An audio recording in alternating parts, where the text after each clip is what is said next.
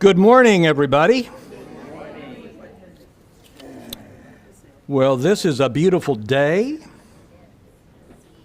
The vibration is getting higher and higher. Reverend Dusty walked in, boom. Could feel it. Heather's in, so we are ready. Welcome to the Center for Spiritual Living. And we absolutely know that life is Next, good. I'd like to share with you the reading of the day. Today's reading is by Ernest Holmes, and he says, Jesus spent much of his time communing with his own soul, for it is through our inner thought that we connect God. To this remarkable man, out of the silence of his own soul, came a direct revelation of his sonship, his oneness with God. Back of the conflict of ideas, back of the din of external life and action, back in the innermost recesses of uplifted thought and silent contemplation, there is a voice ever proclaiming, "This is my beloved Son." Seldom does this voice penetrate the outer world of human experience. Seldom does anyone allow it to perfectly express through him. We must learn to listen for this voice. Call it the conscience, intuition, or what we will. It is there. No man need go unguided through life, for all are divine at the center, and all are images of the Most High. Our title is Listening with Your Heart, and the topic, because we could talk about listening with your heart to other people, but this topic deals with spirit. It deals with God. And so we would call it guidance. And what I want to do is sort of circle around, and we'll go in a circle and we'll go deeper each time. And so I want to do that maybe twice, maybe 3 times. So it's like peeling an onion. I want to peel an onion with you, dealing with guidance and communication from God, from Spirit. It's really an important topic. And guidance, in a big way, deals with identity. And by identity, I mean your identity, who you feel you are. And then it deals with God, what you think God is. And is God a talking God? Is God a God that communicates? Is it the universe? Does the universe whisper in your ear at night? Or does it not? And of course, if we're expecting it to and we're not hearing anything, it causes a great deal of pain sometimes and can even do damage to us. And so guidance is a big topic. Most likely, your concept of guidance and mine is based on a lot of assumptions. And even though you may think, and we may think of ourselves as somewhat enlightened, we still may be dealing with assumptions that go back many, many years, back even when we were children. The picture I get in my mind are the little blocks we used to play with, or I used to play with, little wooden blocks. And you could stack them up and make a tower. And that's how this guidance idea is. Because how we think of guidance may include things that we learned when we were 3 and 4 and 5 and 6 years old as children. And so as we dig down, we may discover even some new ideas about guidance, at least new ideas that maybe we've been holding. Sometimes when I talk with people, people tend to think God is sort of like the Easter Bunny. And the Easter Bunny has taken his will for your life and hidden it out in the bushes. And so your job is to go out and look and search and ask people, what do you think the will of God is for me? What do you think the purpose of my life is? And so we're looking for that. Hiding your guidance sort of like an Easter egg, damning you to spend your sojourn on the earth searching for something that may not even be there. And I know a lot of people that do exactly that, trying to find their well-hidden guidance or purpose in life. And so what do you think about it? You know, when I thought about guidance, I asked myself some questions. And I want to share, I don't always do that, but I want to share the questions. Questions like these. Do you believe you have divine purpose? Do you believe that God, Spirit, the universe, has a will for your life? Do you believe the universe speaks to you? Is spirit capable of communicating with you? And has it happened before? And how did it happen? Was it a big event or was it very quiet? Maybe happening right now. And have you ever gotten any really bad guidance? It seemed good at the time, it felt good, but then it didn't turn out very well at all. And you could look at it and think, well, at least it helped me grow, but you still might feel like, well, that wasn't a really good decision I made. And so how do you determine the difference between guidance and just your primal desire? Guidance and maybe your ego. And if do you have a hard time making decisions? Some people make decisions like that and others really struggle. If they're choosing A and B, it's hard to know which one is the best choice. I've read that Adolf Hitler was convinced that he had a special mission in the world and that he felt he was guided and protected by divine providence. Of course, we know how that sort of turned out. Now, I do believe guidance is your birthright, but how to plug into it and how to find it, sometimes it's not so easy because we do have all of those blocks, all of those assumptions that we've built over the years.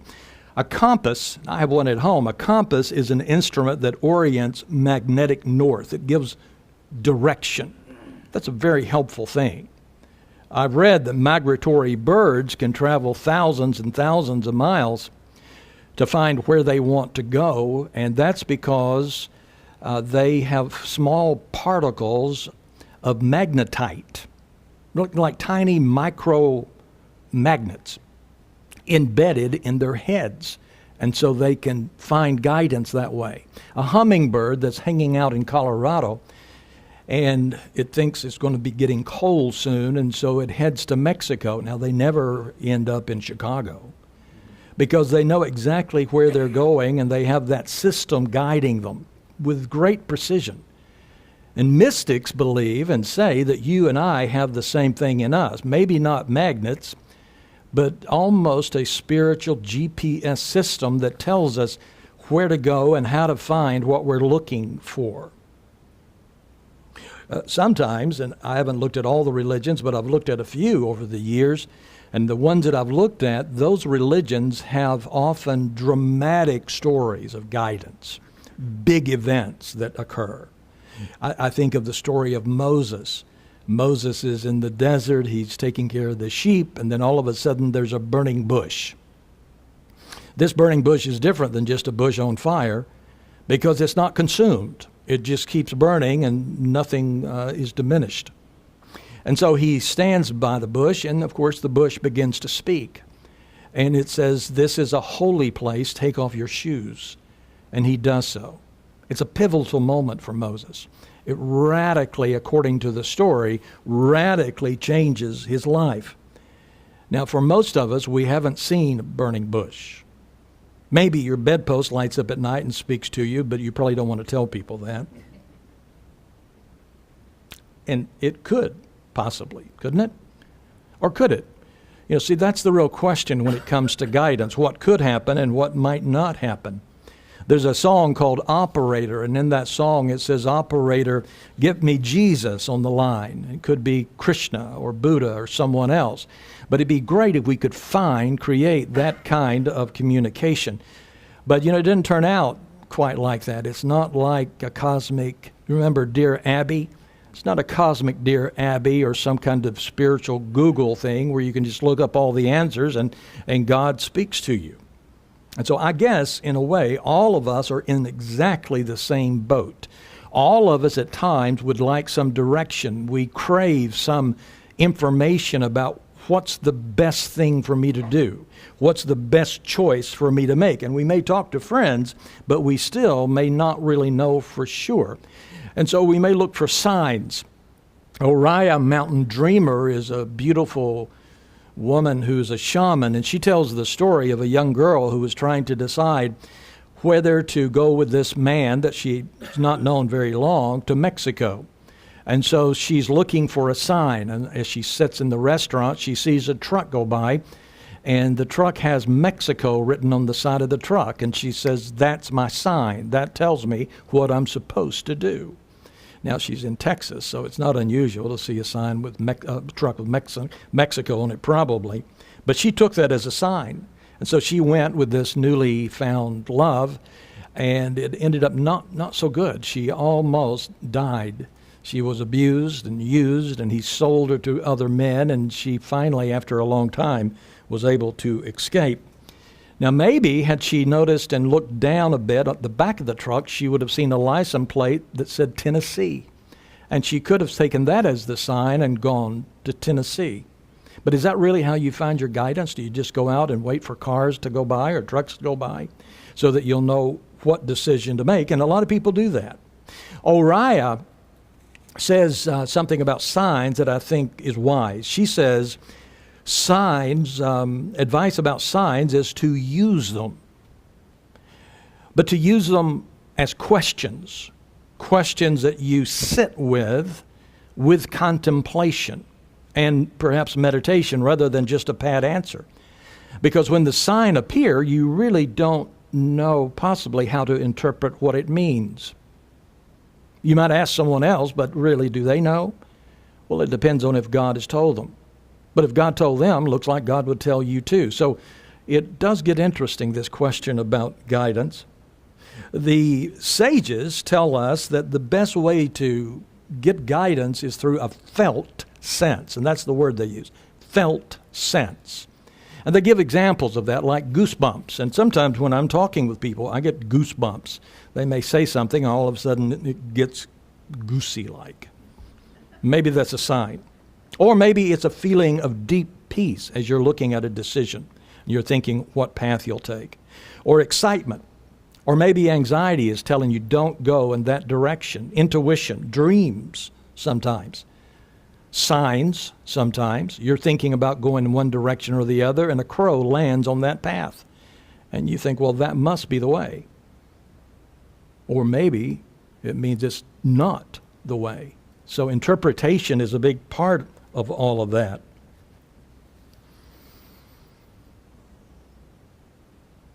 You know, it's sometimes it is sometimes as if we're looking for an Easter egg that has been hidden by someone, and we're trying to find it, and we're almost betting our entire life on what that Easter egg might tell us. A Lakota Sioux medicine man said, everything provides guidance. Everything. But then he said, everything provides guidance when you're listening.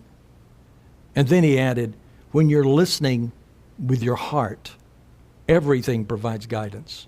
The earth, the sky, the trees that I can see out the window, the water, the wind, me. I have guidance in me, and you, of course, have guidance in you. The wise people say that guidance is always available. It's like the air. It's always available. Master J, that you know as Jesus, although they probably called him Joshua back in those days in Aramaic, you knew his name was Josh, right? Joshua? Yeah. Joshua said this. He said, knock and the door shall be opened. And so that really raises the issue of who's opening that door? The universe, God, what exactly is it opening the door? What kind of energy is opening it? So it raises a question, what is God, and is God really able, or does God choose to talk to you? Is God even interested in what you might be thinking about?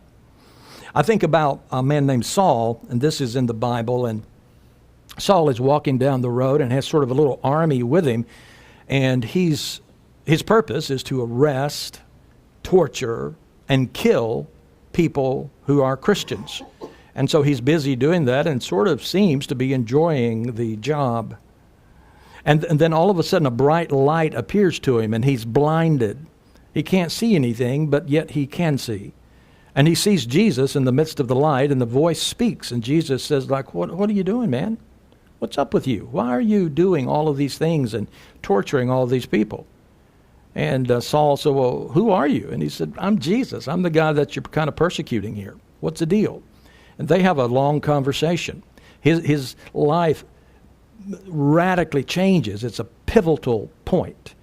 Now, I don't know if you've been seeing burning bushes, and I don't know if you've been seeing lights with Jesus or some other person in the light talking to you. I talk to people sometimes that tell me that's exactly what happens. But most of the time, that's not what happens. Most of the time, things are not so loud. Most of the time, if you talk to people, sometimes it's slow and sometimes it's rather quiet. Now, I'd love to have some knock-me-down guidance. And maybe you've had that a few times. But it doesn't happen all that often. It's slow. But I tell you what, if you're looking for that kind of guidance, God could be standing beside you whispering, and you wouldn't hear a thing because you're so focused on out there. I think if we want to find our guidance, we want our focus to become more interior, probably more inside. Finding maybe a burning bush inside of us would be closer to the truth. It's how a baby learns to walk. A baby learns by standing and then falling occasionally and standing and through practice. And I think we learn guidance the same way. Some of you may know Nina Zimmerman. Any of you? She lives in the mountains of North Carolina. She's a medical intuitive. Medical intuitives are really amazing, the things they say and they can do. Really interesting. She said this, and this is a quote. She said, 99 times out of 100, there's a lot of ego in this guidance thing. And therefore, there's a lot of pain. Because where there's ego, there's pain. She said, but the gift is, when it comes to guidance, she says, you learn. It's a skill. And there's a learning curve. It's trial and error for a while. Discernment. It's all about discernment. Now, I have a noise in my head. I have distortion in my head. Distractions in my head sometimes. And when we have such a cluttered mind and such a seeking mind trying to find guidance, sometimes it gets so full and so noisy we can't find it again, even if God happened to be whispering to us. The Buddhists call it poison. It can be called whatever you want to call it, but it happens. We get so full. I suspect if we let some of those things go and if we get still and we're not so anxious to find it, it may land right in our lap and it may be quiet, like, the still small voice that it talks about. And so I want to, as I peel this onion, I want to be as practical as I can. I don't want to disappoint you. And so I'd like to tell you how to find the special guidance that's only for you, that's unique to you, and that's really super dramatic. And so I could tell you to, take a hair from the right side of your head and put it in a glass of water and then put it in a freezer and freeze it.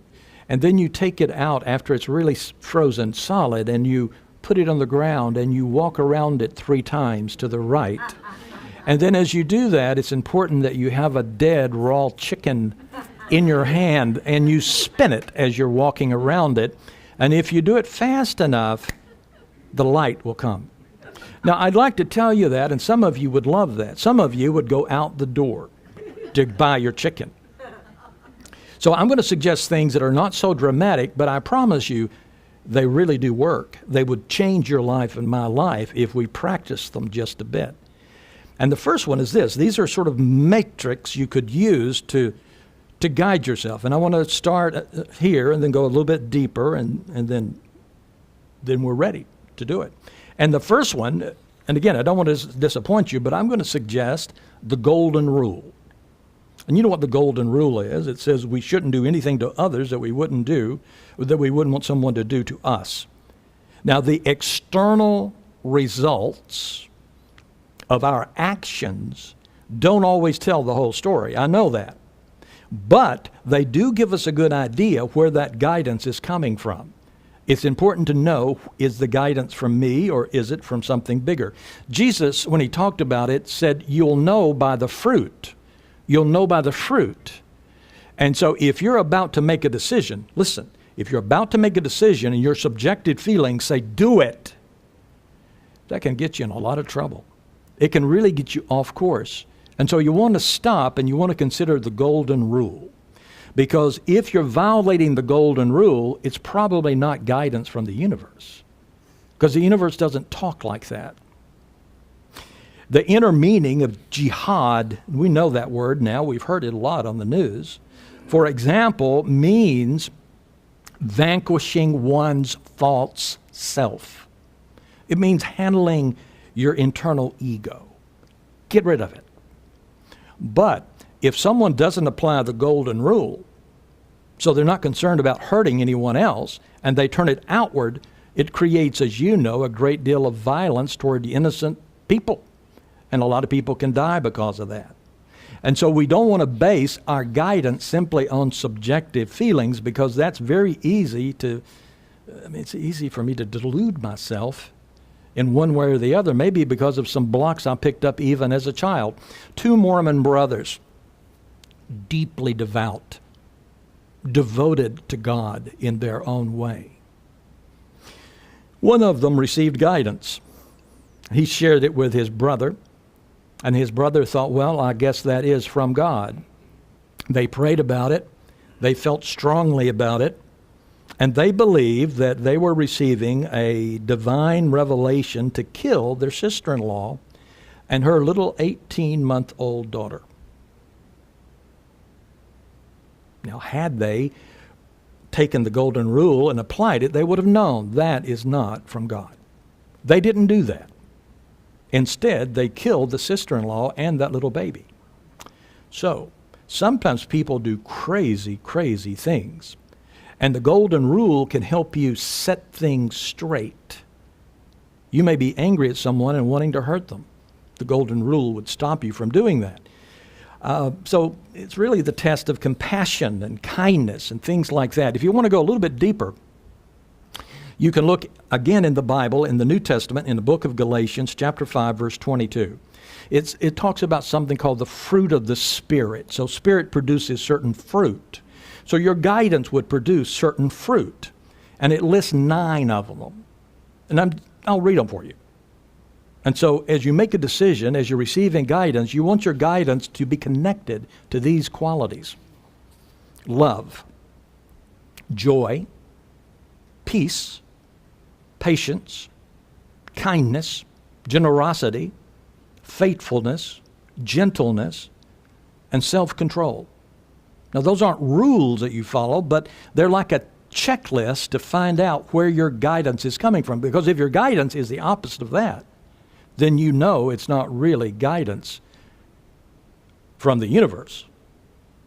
So it makes a big difference, and it's important that you know where it's coming from. Otherwise, sometimes we get way, way off base.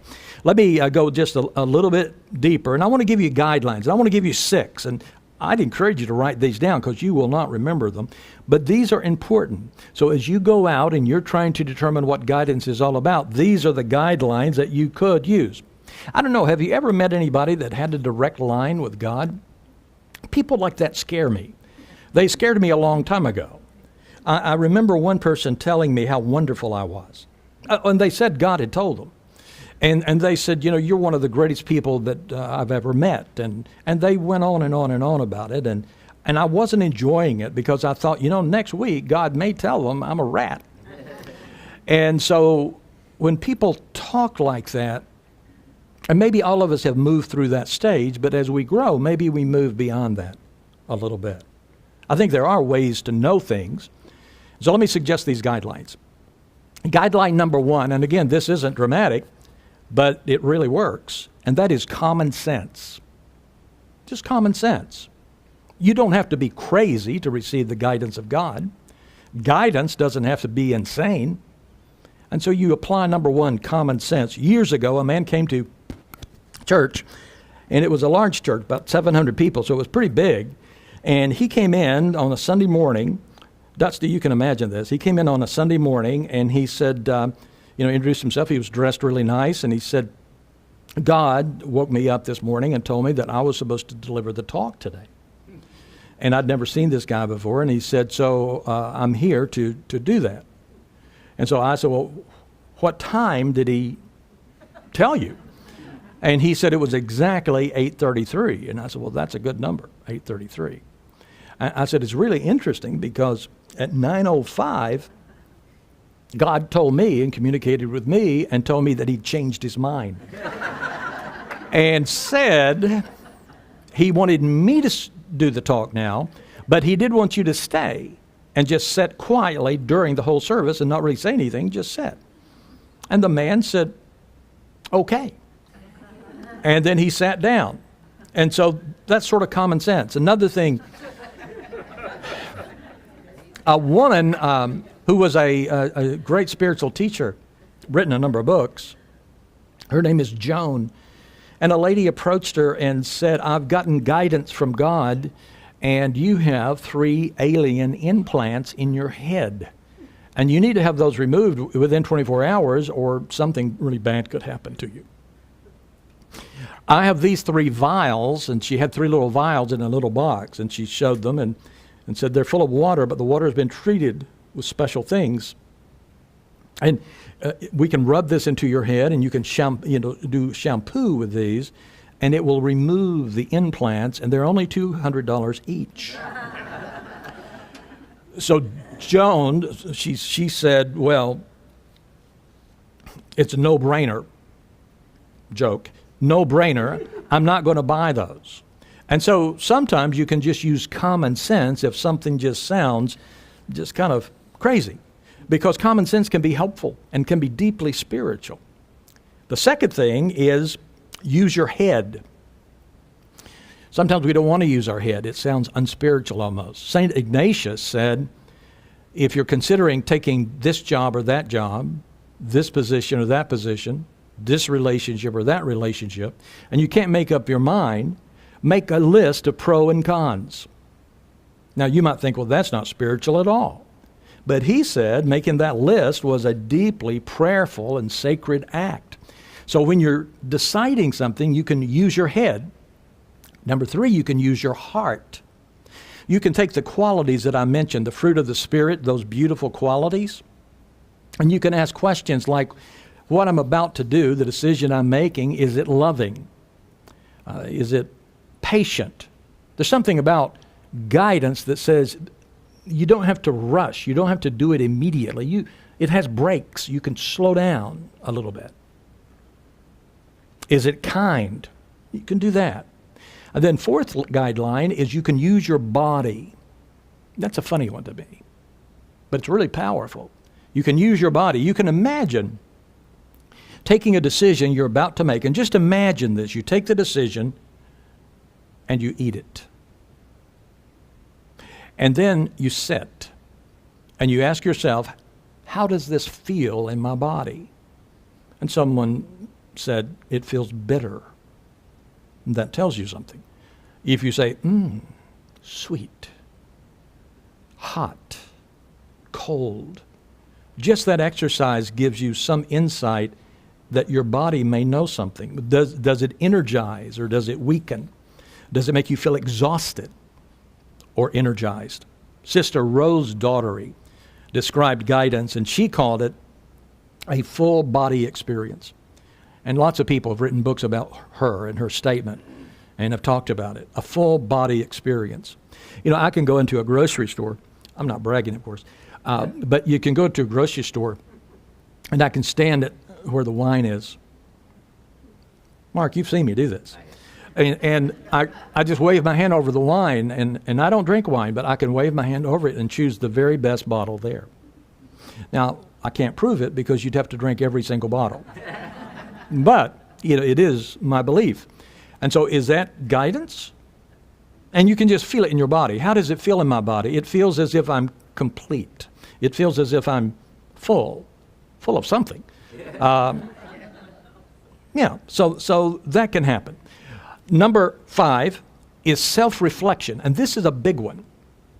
In the Jewish religion, they have something, I think they call it the bedtime Shema, but it's retrospection. It's at night they stop and pause and look back at the day and reflect on it. Now that is really a good one, because when we do that, we stay clean inside, clear inside. You want to be clear. You want to be clean. You want to be open for guidance to come to you and for wisdom to flow. You know, the universe is engaged in continuous emergence. It's a good line. I like that one. I've never heard that. But it's growing all the time. It's expanding all the time. And so when you're clear and open, you expand with it. So you want to be open. You want to be clear. And then number 6, this is the final guideline. Number 6, 3 words. Never travel alone. Jesus sent them out 2 by 2. When it comes to guidance, never travel alone. You lock me up in my house and I can come up with all kinds of stuff. But if I can talk to Jim, Jim may say, man, I don't know about that. That just doesn't feel right to me. And then I might wonder about it. I might look a little bit deeper into it. You see, that's a helpful thing. Nothing can help self-delusion more than having a good spiritual friend that's a mirror that I can bounce something off of. Because we don't want to make big decisions all by ourselves. That's why we gather in a community. But we want to be able to make use of that. Now, it doesn't mean you surrender your own leadership. But it does mean that you don't mind bouncing things off of other people. Native American folks say a hunting party sometimes has a greater chance of flushing out what they're looking for than one lone warrior. And I think that's absolutely true. Deciding whether guidance is from God or from yourself is tricky business. And it's good to have other people around you, because all of us have blind spots. And all of us can fool ourselves. So we don't want to travel alone. We want to be able to share it with somebody else, and so we want to find a healthy, authentic, spiritual community. I may be thinking about something, maybe somebody hurt my feelings, and I'm thinking, well, I'm going to do this. I'm going to hurt them. I'm going to get back at them. And I'm really into it. And I'm sitting there in my living room thinking all the ways I could do that. But then I talk to Janelle, and then I talk to Mark. And by that time, I'm thinking, you know, I don't think it feels right. And then, of course, it violates all of these things that I've already talked about. That's seeking guidance. It's really important. The Quakers say, listen to one another toward wholeness. By helping each other transcend restricted, partial, or distorted viewpoints. Because without other people, we lose our center. I know we do, because I've done that. So your life, believe it or not, is a beautiful ride. Don't waste your time digging in the bushes looking for an Easter egg. Don't be hoping that a burning bush is going to be found in your car one morning. Because if that's where you are, God could be standing beside you whispering to you, and you'd never hear a thing. Because you're so busy looking for something else. But in our stillness, that's when we can hear the voice. And that is really what's important. Let's see, who said this? It was this guy, this really big guy. He was sitting there in like a dress. And he said, I'm a Swami. I said, oh, that's cool. And I said, what do you have to say? And he said something amazing. He said, the wind of divine grace is always blowing, but you need to spread your wings to feel it. Now, that's a great statement. A hawk outside my house, 2 days ago, I walked out and I watched the hawk fly. And it was just floating on the wind, and its wings were out. And the same thing is true of you. When you open your wings, you invite the wind to lift you. And that's what guidance is. And your wings, spiritual practice, because that's what opens them up. Here's the states I encourage you to be in. Forgiveness. Forgiveness. Karen, Don Henley, right? Don Henley, you remember that song? What was the name of that song? The matter, that's the heart of the matter. Heart of the matter. Forgiveness. Forgiveness. Prayer. Stillness. Shh. Don't be looking for a band or a giant Easter egg on fire. Shh. Listen. The native guy was right. It's happening all the time. Surrender. Living in peace. Allowing and not resisting and fighting things. Just going with the flow. Going with the flow. I used to say years ago at this little gathering, I used to always end by saying, enjoy the journey. Enjoy the journey. That's the secret to guidance. Enjoy the journey. And the guidance just flows all the time. Now, I wanted to have a really nice ending. And I thought yesterday, I don't really have one. I watched a movie last night, not to find an ending, but I've got my ending. The movie was called Hacksaw Ridge. Any of you see that movie? A few of you did. Now, you may not want to see it. It's a war movie, World War II. Pretty authentic the way it's done. The first half, and I'm a romantic guy, so the first half is a deeply romantic movie. And then there's the war. But it's a true story. And it's about a man named Desmond Doss. He was a Seventh-day Adventist.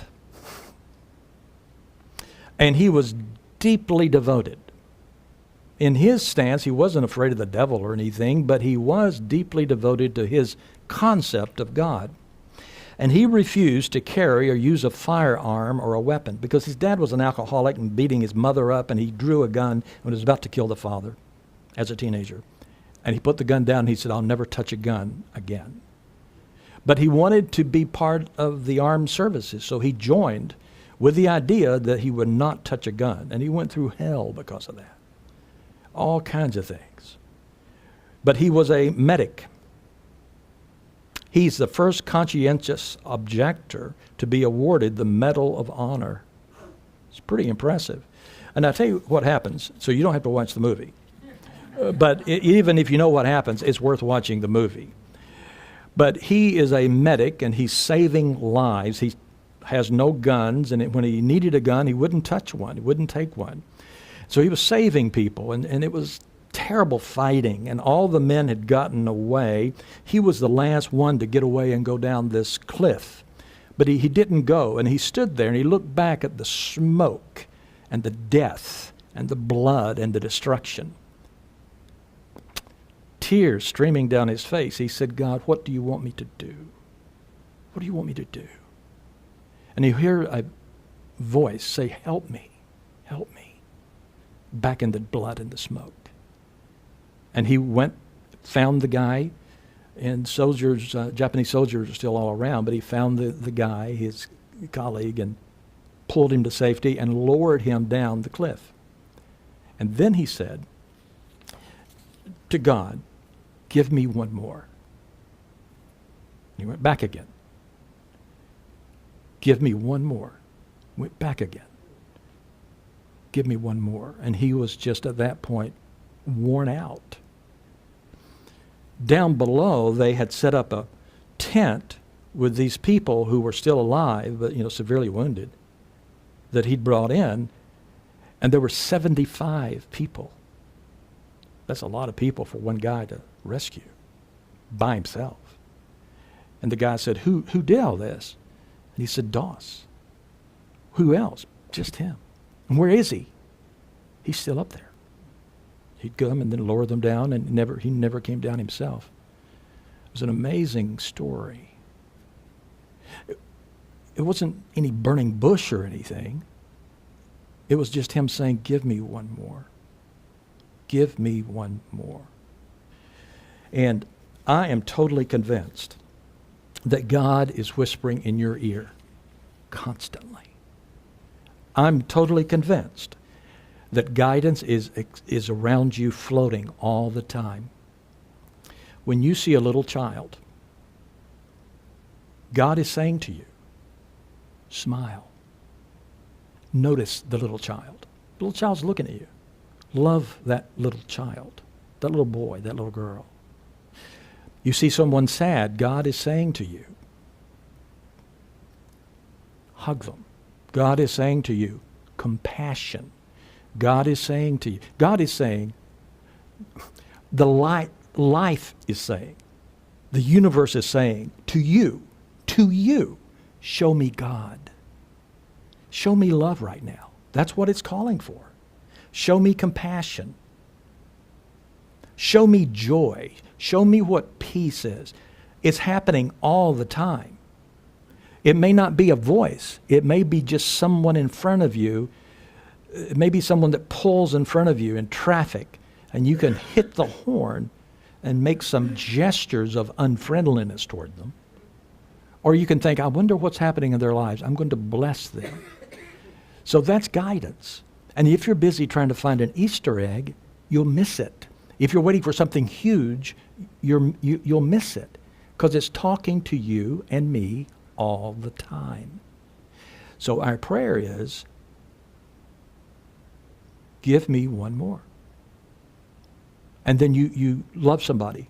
Maybe just a handshake, maybe just a smile, maybe just one word. And then you say to yourself, you take a breath and you say, okay, give me one more. Somebody did you wrong. I'm going to get them. No. Somebody does you wrong and you're going to say, oh, that's a good one. Watch me love. Watch me forgive. Watch me lift them. Watch me bless them. And then as soon as you finish, give me one more. Give me one more. If you're busy saying, give me one more, you're going to be living in heaven right now. My old friend Jack Graff, Unity Church minister, always closed his talk by saying, and my friends, that's the truth. And so I'm going to say to you, my friends, that's the truth. Let's turn within. Well, we are thankful, always thankful. That's where I want to be, thankful. And we want to listen to God with our heart. And we understand that life speaks to us all the time because it's all around us. We always say that. We say, God is everywhere. Well, God is everywhere. And so life is speaking. Life says to you, look, put love right here. Or life says, look, put patience right here. And look over there, put forgiveness over there.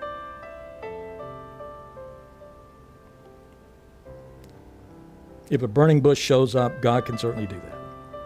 Until the burning bush comes, let's just practice the attributes of spirit. Nothing's better than that. And so that's what we open to. We open our minds, we open our hearts, and this can be a pivotal moment. Just like with Moses, he went in a different direction. Paul went in a different direction. You and I can go in a different direction if we get our heads out of our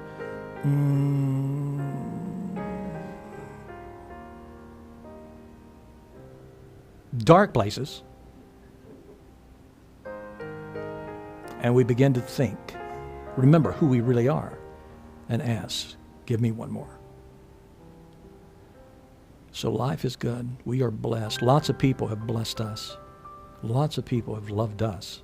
So we pass it on now. That's what guidance is. And we say together as the beloved community, so it is. Thank you very much.